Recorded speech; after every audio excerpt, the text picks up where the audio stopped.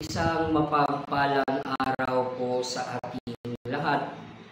Ako po si Father John Dave T. Iturma at samahan niyo po akong magdilay sa ating unang linggo ng Kwaresma. My dear friends, the annual Lenten season is a fitting time to climb the holy mountain of Easter. Ngayong panahon po ng Kwaresma, tayo po ay inihahanda upang mas maging makabuluhan po ang ating pag-celebrate ng panahon ng muling pagkabuhay. The Lenten season has a double character, namely, to prepare both catechumens and faithful to celebrate the Paschal Mystery, o ang pasyon, pagkamatay at muling pagkabuhay ng ating Panginoon. And this Lent also, this is a 40-day celebration wherein we are being prepared for our celebration of Easter. And this also echoes the 40 days of Jesus being tempted in the desert, as we have heard in our gospel today. So kung ating titingnan po sa ating ebanghelyo, ating narinig po na si Jesus he was tempted by the devil for 3 times.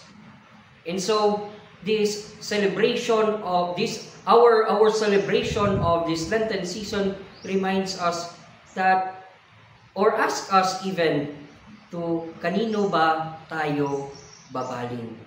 Or kanino ba tayo lalapit as we celebrate this season of Lent?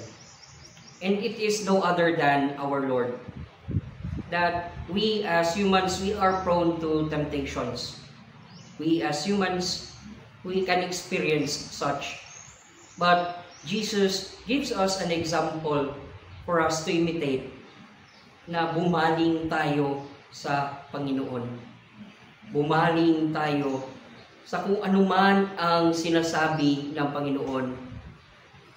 That is why this season of Lent, we are asked to pray, to fast, and to give alms. First is to pray, na naway mas malapit tayo sa Panginoon. No? And in such a way, we are asked to read our scriptures, to reflect on what God is telling us, in such a way that we become like Jesus in whatever trials that we are into. We have a very good grounding. The second is almsgiving. Hindi lamang yung may maibibigay tayo sa ating mga kapwa, ngunit it is our way of thanking God. It is our way of bringing us closer to each other. What is surplus, or not even surplus, kung ano man ang meron tayo, kung ano man yung dapat nating mabahagi, kagaya ng pagbabahagi ng ating Panginoon. And lastly, we discipline ourselves by fasting. We try to not to deprive ourselves, but to discipline ourselves to bring us closer to the Lord. Naway mas mapalapit tayo sa Panginoon. That is why, my dear sisters and brothers, prayer, fasting, and almsgiving is not just about what can be seen.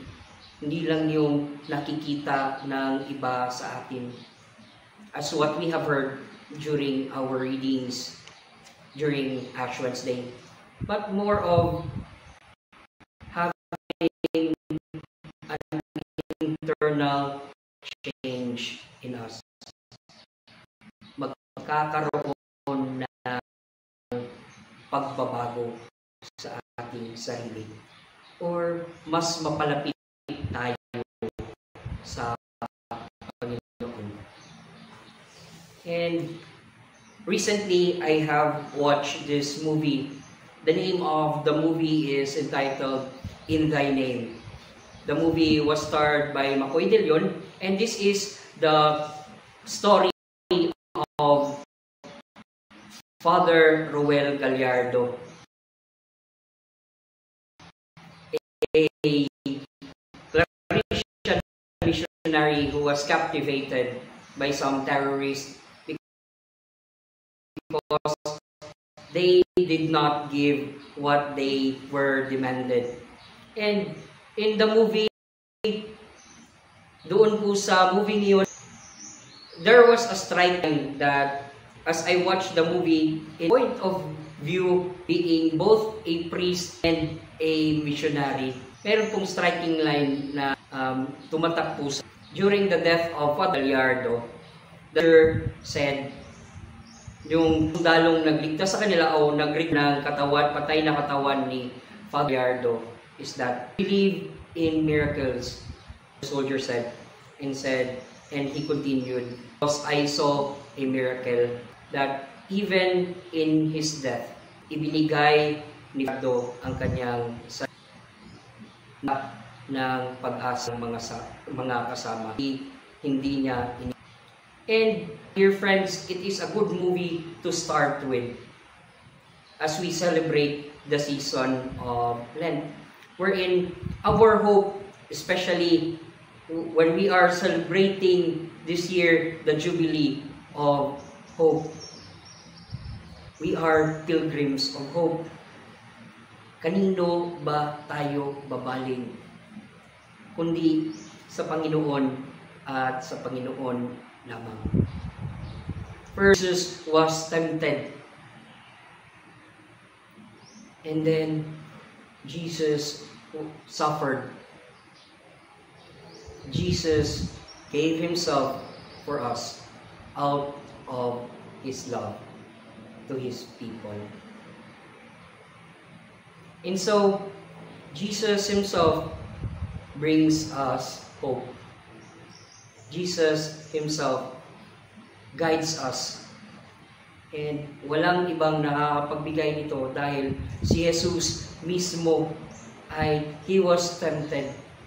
Si Jesus mismo ay nagpakasakit. Aside from our own temptation, aside from our own sufferings, that there is a God who is joining us, that there is a God reminding us, that there is a God na alam kung ano man ang nangyayari sa atin dahil siya mismo ay dinanas ang lahat ng ito. And so, my dear friends, as we continue with our reflection today, and as we continue with our celebration of the season of Lent,